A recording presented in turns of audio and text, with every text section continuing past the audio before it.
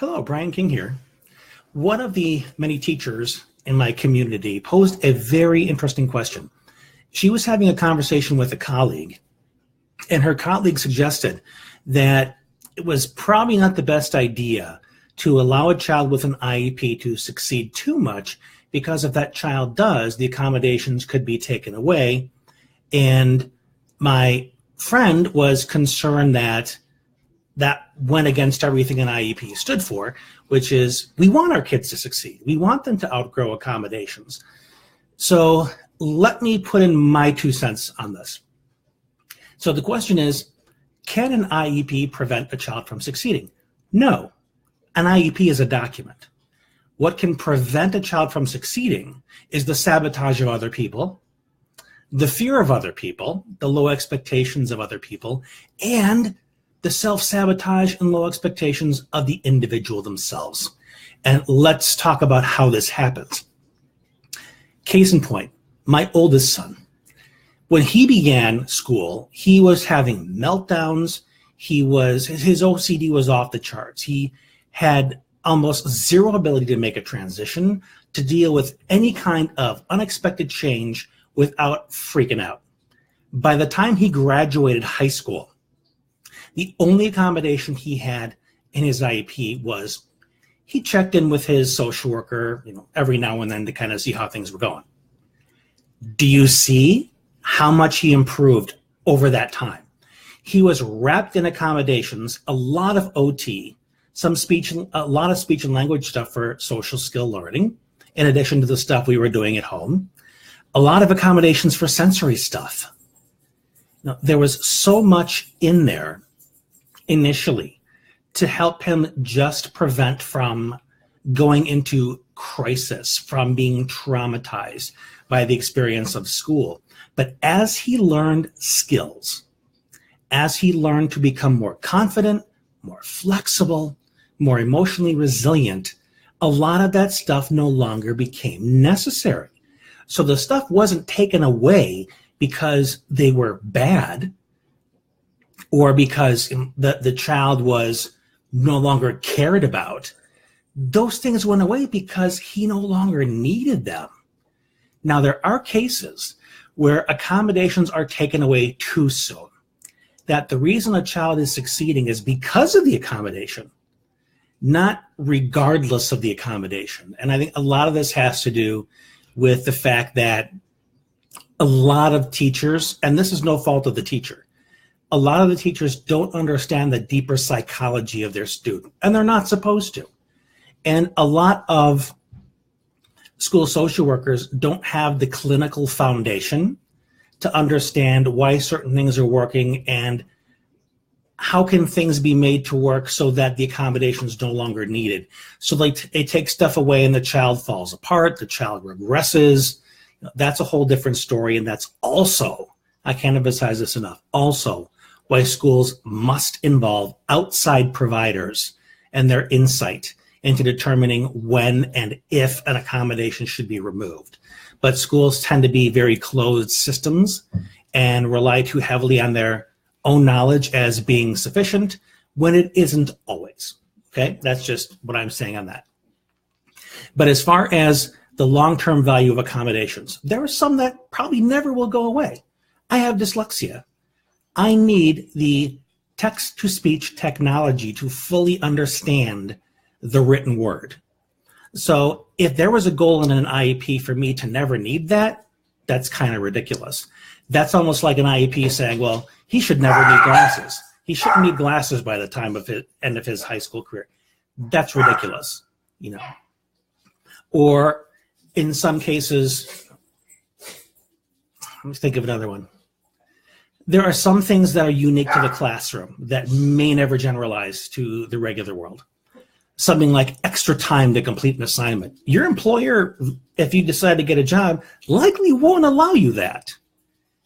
If they have deadlines, or if you're doing work for a client, the client wants it by a certain time, you may not get that extra time. So while you do have that accommodation, it's important that you learn strategies to be much more efficient with your organizational skills and your time management, so you can get that stuff done and be productive on a much tighter schedule. So that's what those opportunities provide you. But we don't ultimately, they see the cat. They don't ultimately, in and of themselves, prevent you from succeeding. What prevents you from succeeding is if no additional skills are taught to you, if you don't seek opportunities to work around these accommodations and make them unnecessary. There are some teachers and many parents who like the fact that by having accommodation in place, their kid no longer experiences the same anxiety or the same depression, the same sense of helplessness, whatever you want to call it. But that's just because they are, by virtue of the accommodation, rescued, enabled, disempowered, taken care of. So because the initial problem goes away, the anxiety and so forth, the people back off and say, oh, great. The anxiety's gone away, the depression's gone away, the accommodation works. No, the accommodation is the equivalent of throwing some water on a fire and letting it smolder a little bit, but as soon as it dries out, bam, the fire goes off again.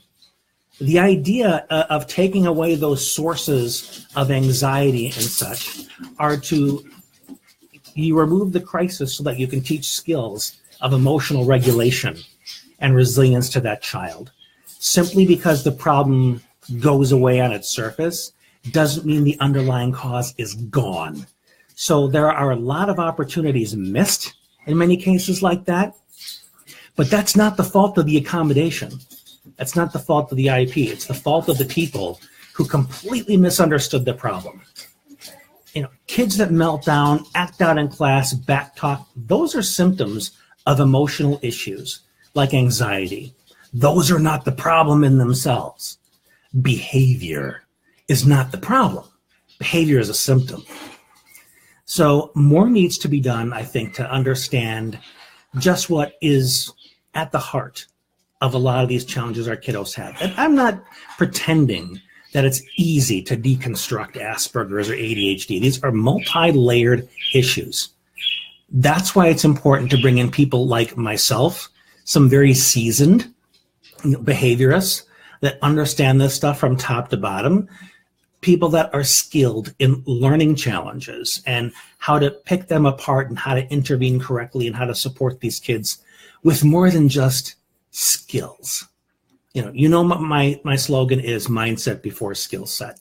A lot of these kids need to have a lot of time to do their inner work, building up their confidence and their resilience before you can teach them any kind of strategies.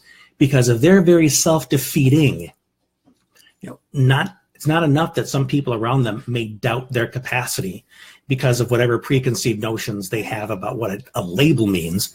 A lot of these kids are very self-defeating. And I don't care how much extra time you give them.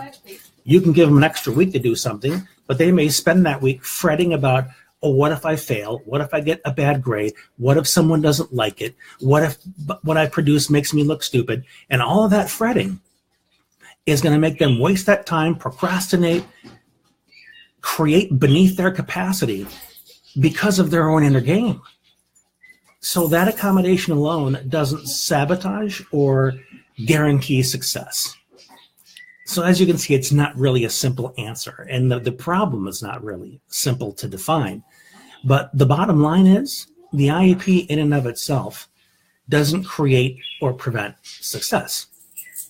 The quality of the expectations, the knowledge of the people around this child, the knowledge of the child themselves on how to assemble the knowledge, create the skills, and facilitate a supportive environment so that this child can succeed to the point where a lot of these accommodations may no longer be necessary. Some may be necessary for the rest of their lives, like with myself. But in the end, can this child grow? Can this child grow beyond things that are the educational equivalent of bubble wrap? We absolutely want that. We don't want a child to have to feel helpless without being surrounded by these people that run in and rescue. I would have to say those are my biggest, when it comes to IEPs, those are my biggest qualms, is accommodations that look like rescuing instead of empowering. You know, a one-to-one aide that every time the kid seems frustrated, swoops in and tries to do the work for them. No, this is a child that needs help with frustration tolerance and emotional regulation. You know, an aide that learns how to challenge a student, encourage them, build their confidence to the point where the one-to-one aide is no longer necessary, that to me is success. But there are some kids that are so challenged, they may always need a one-to-one aide. And that is not a failure, that is a reality. But if a child is used to being read by the one-to-one aide to the point where they never need to self-advocate, they don't need to speak up and ask for what they want, that is a failure. So there are a lot of opportunities to succeed as well as to enable. So on a case-by-case basis, I like to get involved with cases like this because we can really maximize them for success. But if a kid's failing, don't blame it on the IEP. Blame it on things that are being missed within the context of how to support that child effectively and how to teach that child to empower themselves and learn the skills and knowledge they need to be successful, whether they have the accommodation or not. So that's my 2 cents on that. Hopefully it's helpful. Feel free to share this with any parent or teacher that you know that can benefit from this information. Until next time, this has been Brian. We'll talk again soon.